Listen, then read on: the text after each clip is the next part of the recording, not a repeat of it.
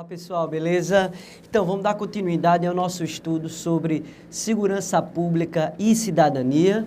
Então no bloco anterior estávamos estudando sobre a Política Nacional de Segurança Pública que surgiu em 2000 e foi a primeira política nacional construída no nosso Brasil, né? Mas a gente percebeu que ela fracassou por não ter uma sistematização bem feita, por não ter recurso aportado para cada ação, não ter metas bem claras. Então, num momento posterior, em 2003, surgiu o projeto, tá aí na sua tela, joga aí, George, o Projeto Nacional de Segurança Pública para o Brasil, em 2003, que criou o Sistema Nacional de Segurança Pública, o SUSP. Esse SUSP ele foi inspirado no SUS, no Sistema Único de Saúde, que buscou agregar diversas ações que estavam sendo executadas de forma dispersa por outros ministérios para se unificar em uma única política nacional que conseguisse dar conta do fenômeno da violência no Brasil. Então, foi aí que se cria esse SUSP, que tem como base o policiamento comunitário. Ele traz esse detalhe novo para o nosso Sistema Nacional de Segurança Pública e que a gente vai entrar em detalhes mais à frente. Mas se a prova questionar para vocês qual foi o grande legado do SUSP e do Projeto Nacional de 2003... foi essa ideia do policiamento comunitário que se inaugurou no nosso estado brasileiro, beleza?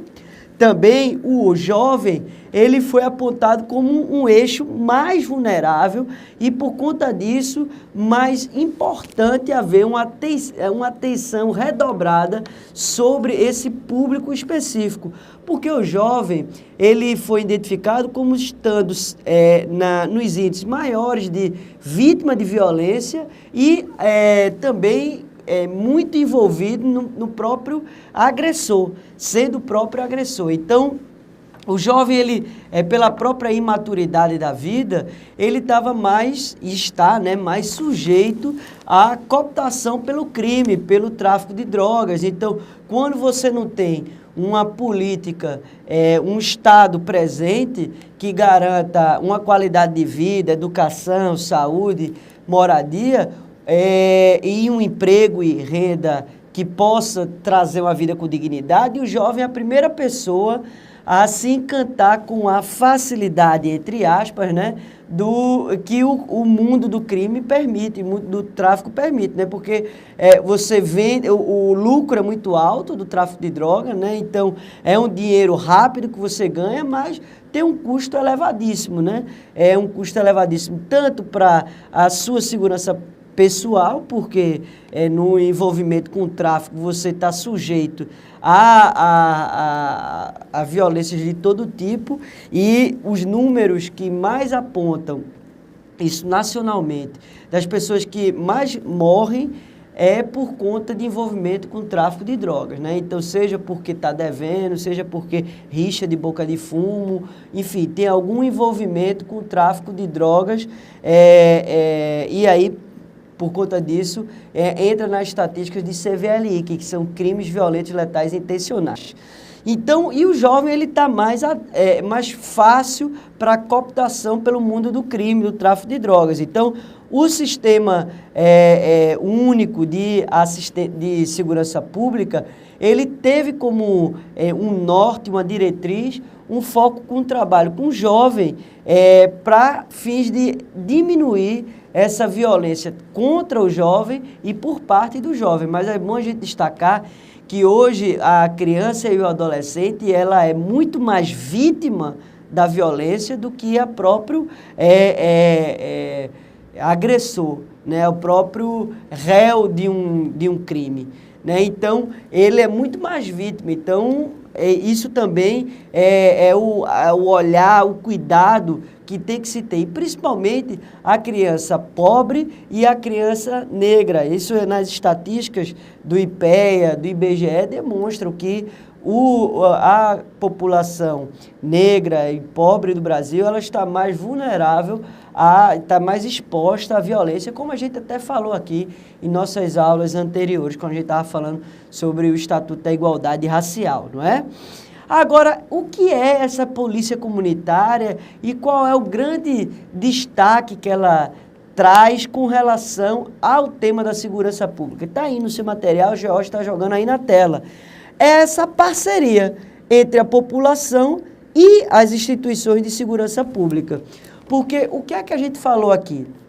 O tema de segurança pública hoje é abordado não só como sendo um dever exclusivo do Estado, mas é uma intervenção conjunta com a sociedade civil. Então, essa parceria entre comunidade e Estado é que vai garantir uma segurança eficiente para todos nós. E aí, onde você entra a dinâmica da polícia comunitária, que é aquele policial que está inserido na comunidade, ele conhece a dinâmica daquele bairro, daquela territorialidade, e a partir de conhecer a situação local, ele se relaciona com os cidadãos que moram naquela localidade e isso facilita o trânsito dele até para acessar informações, né? Então, e também quebrar aquele paradigma que ainda existe hoje em dia de que a polícia ela não é promotora dos direitos humanos e ela deve ser temida pela população.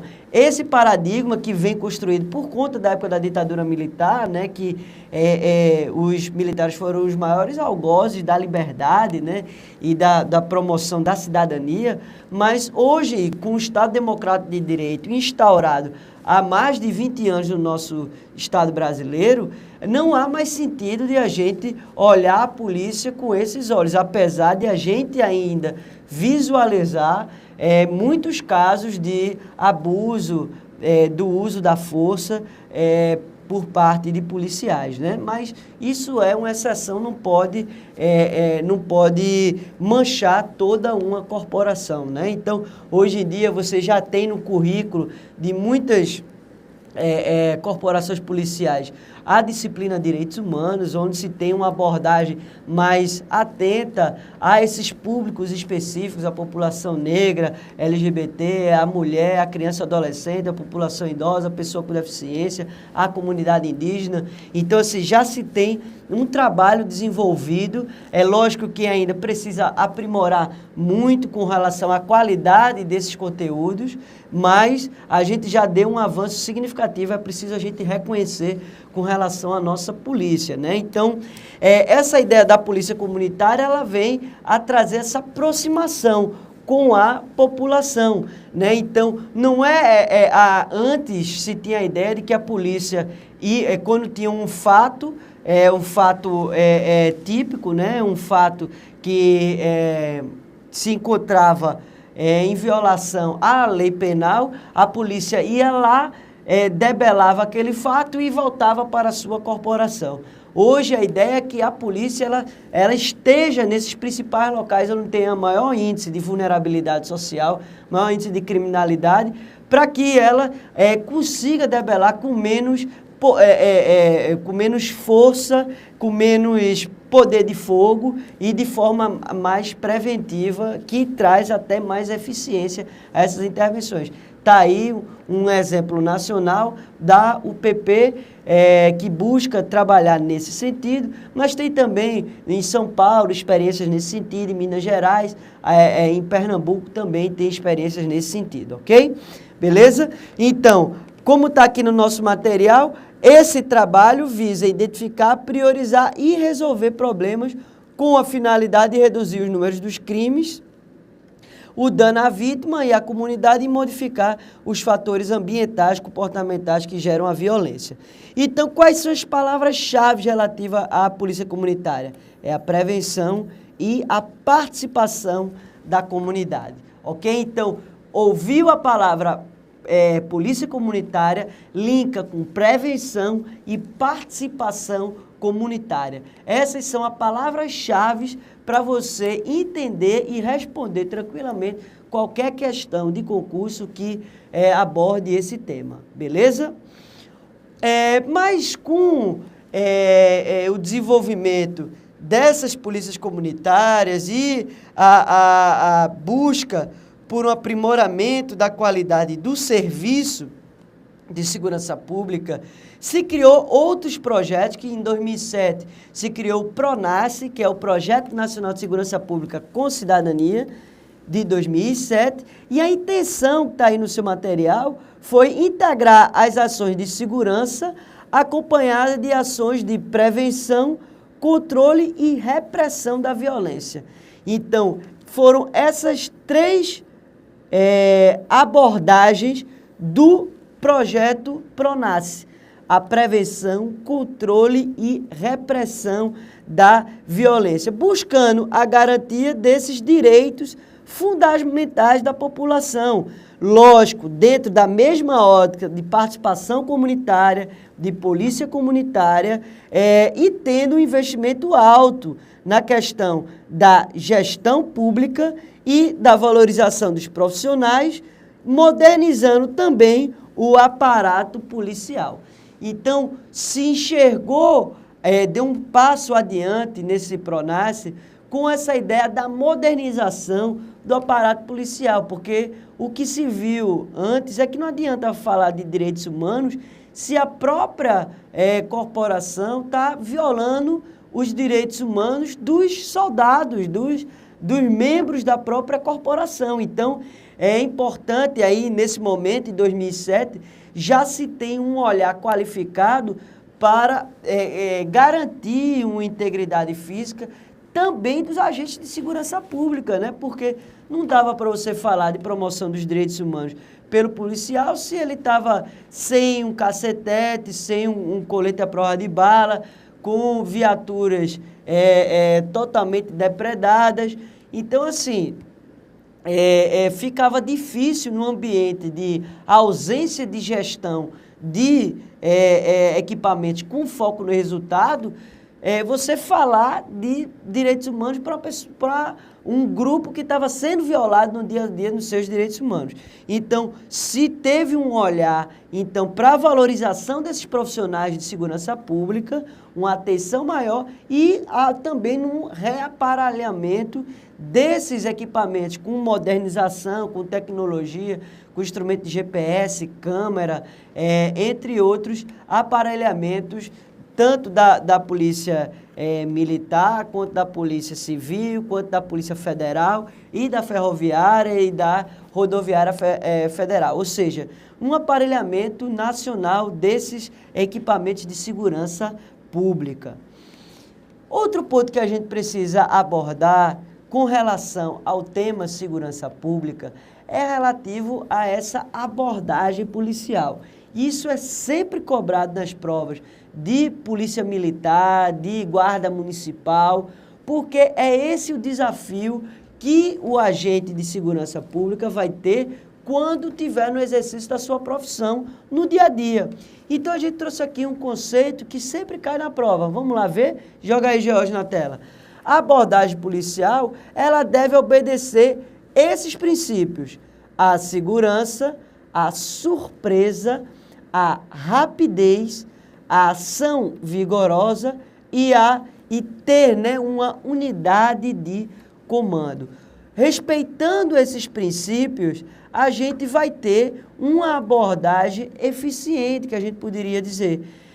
Além do mais, esse policial, ao se encontrar com um problema, como a linguagem da segurança pública fala, do ponto de foco, né, onde há um problema, uma infração à lei penal naquele local, o policial, ele deve ter em mente esses 3 verbos núcleo. Ou seja, ele tem que conter o cidadão ou conter a situação, tem que isolar aquele fato e controlar.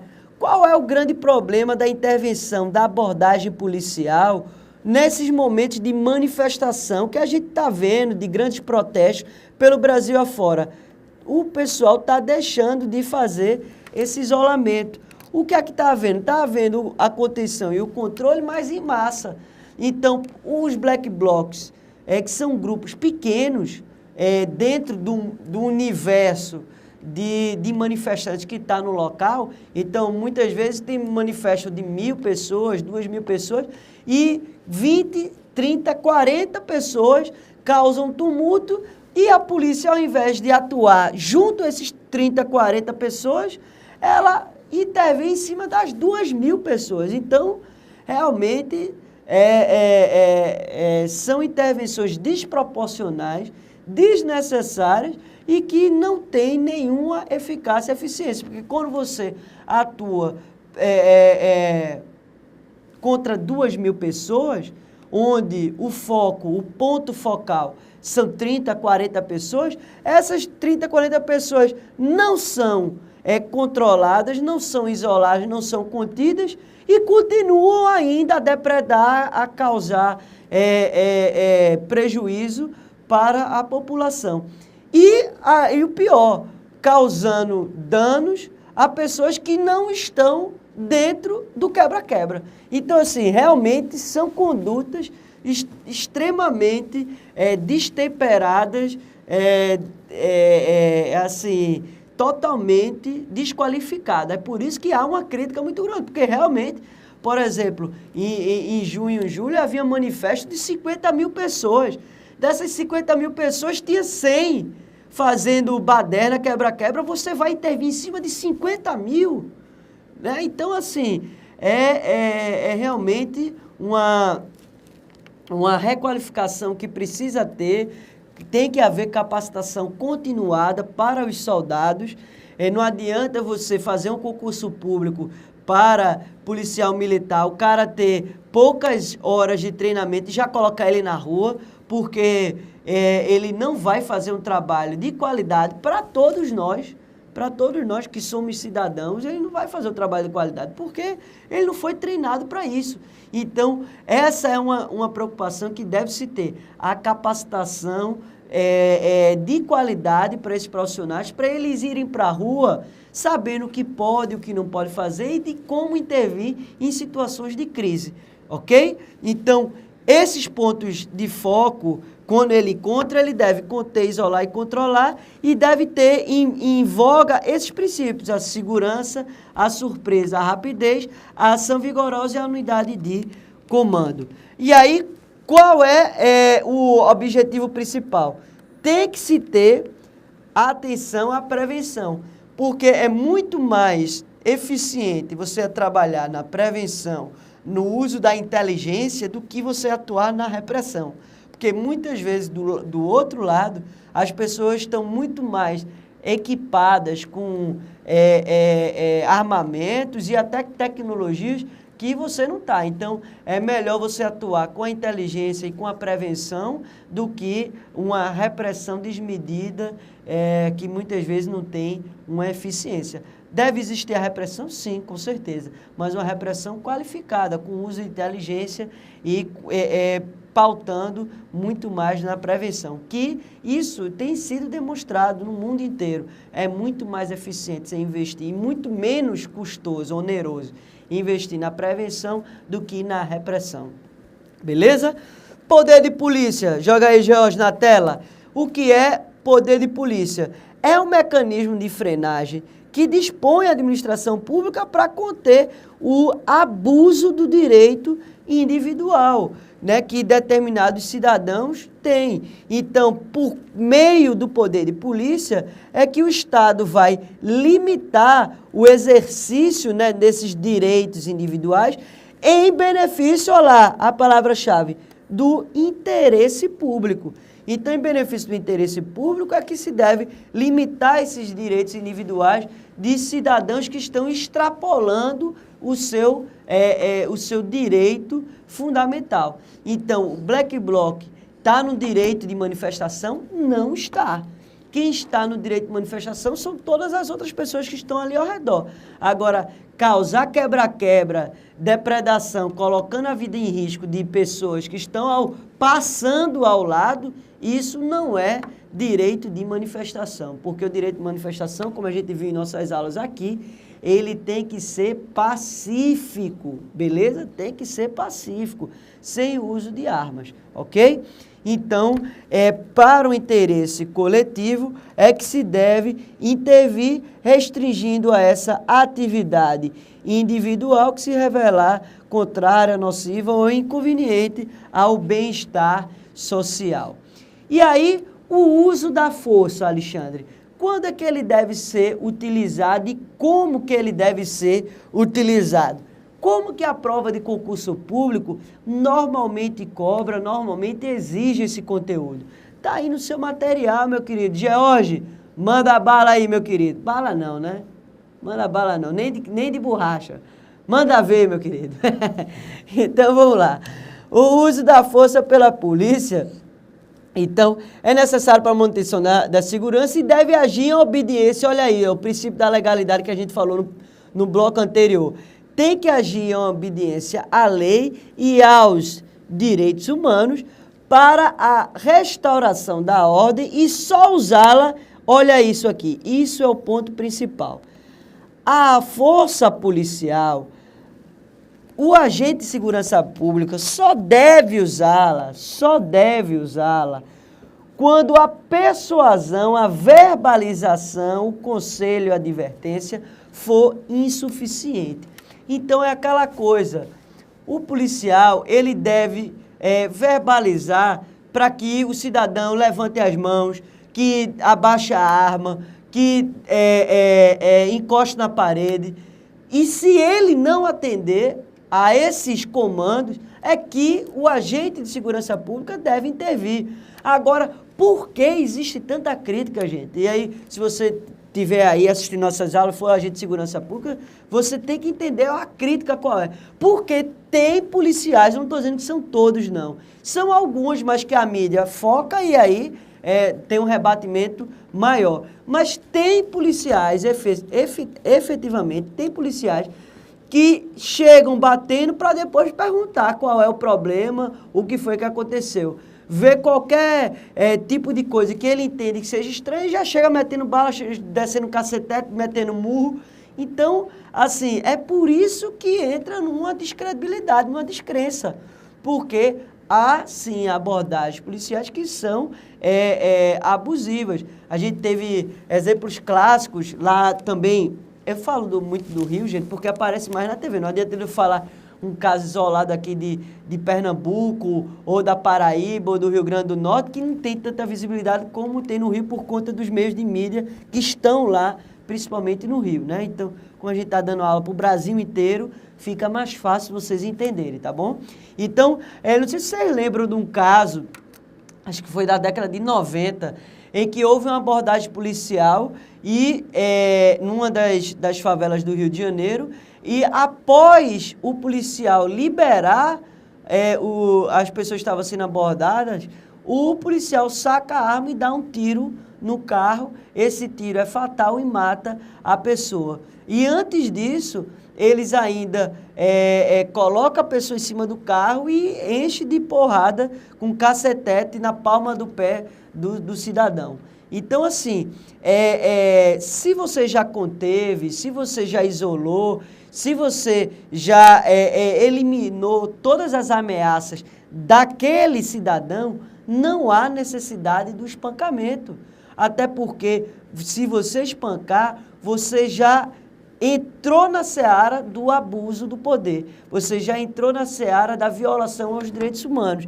Você já saiu do seu legítimo dever de ação para entrar num crime. Você está cometendo crime. Então, você tem que usar a força somente para conter aquela ação. Então, há muitos casos assim, né? Então, o caso do ônibus 174 foi um deles.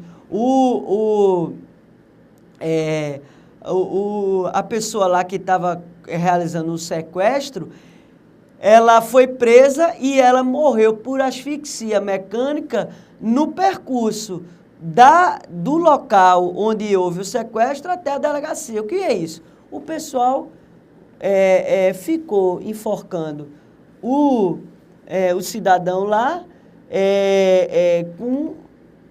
atrás na mala e ele veio a falecer. Assim, o policial, ele é juiz? Não, gente. O policial, ele só tem a missão de conter. Ele vai levar para a sede da Polícia Civil, onde vai ser instaurado um inquérito policial para se investigar e a justiça vai julgar. O problema é que muitos policiais, muita gente de segurança pública, se acham juízes e querem julgar o caso ali na hora. Gente, você só tem o dever de conter aquela situação no caso concreto. Nada mais que isso, quem vai julgar aquela pessoa é a justiça. O seu papel você cumpriu. Então, mas infelizmente, algumas pessoas não entendem isso e querem fazer justiça com as próprias mãos. Onde mancha a imagem de toda a corporação, causa prejuízo para a credibilidade da instituição e esse receio da população em dialogar com a instituição, que isso é muito ruim, né? Porque, como eu sempre falo, o policial, ele é o agente, ele é o principal até, agente promotor de direitos humanos, porque, diferentemente de outros serviços públicos, a polícia, muitas vezes, que está mais próximo do cidadão. Você vê que tem no interior do estado ou em bairros distantes daquele município, você não tem uma escola, você não tem um sistema de saúde, mas você tem lá um policial, nem que seja um só, numa guaritazinha, com uma pistola velha na cintura, né? Fazendo lá, cumprindo sua missão institucional. Então é aquela coisa, gente. O policial, ele está mais próximo da população. Então, a gente tem que valorizar, sim, esse policial. A gente tem que dar instrumentos e capacitação para eles, para que eles incorporem essa dinâmica de agente promotor de direitos humanos e invista nessa ideia de prevenção e de repressão qualificada. Inclusive, coloca a vida dele em mais segurança. Essa ideia coloca a vida dele, do próprio agente de segurança pública, em resguardo, ok? Então, é isso que a gente queria falar sobre o uso da força e aquela coisa que a gente também destaca aqui no nosso material. Joga aí, Jorge, na tela. Então, esse nível de cooperação com o público para desenvolver a segurança pública contribui para a diminuição do uso da força. Há uma relação direta. Então, cada vez mais que o público, ele participa, ele coopera, ele traz informações, você dialoga com a comunidade, menos você vai precisar utilizar a força física, a força bruta, porque a própria população vai lhe ajudar a você resolver aquele problema. Então, o diálogo comunitário, ele é relevantíssimo. Por isso, o grande destaque que vem desde lá de 2003 da polícia comunitária. Beleza, gente? Então, levem isso também. Quanto maior o nível de cooperação com o público, maior diálogo com a população, a participação comunitária, menos vai ser necessário o uso da força. Beleza? No próximo bloco, a gente dá início a outro assunto, que são os grupos vulneráveis, as mulheres, ok?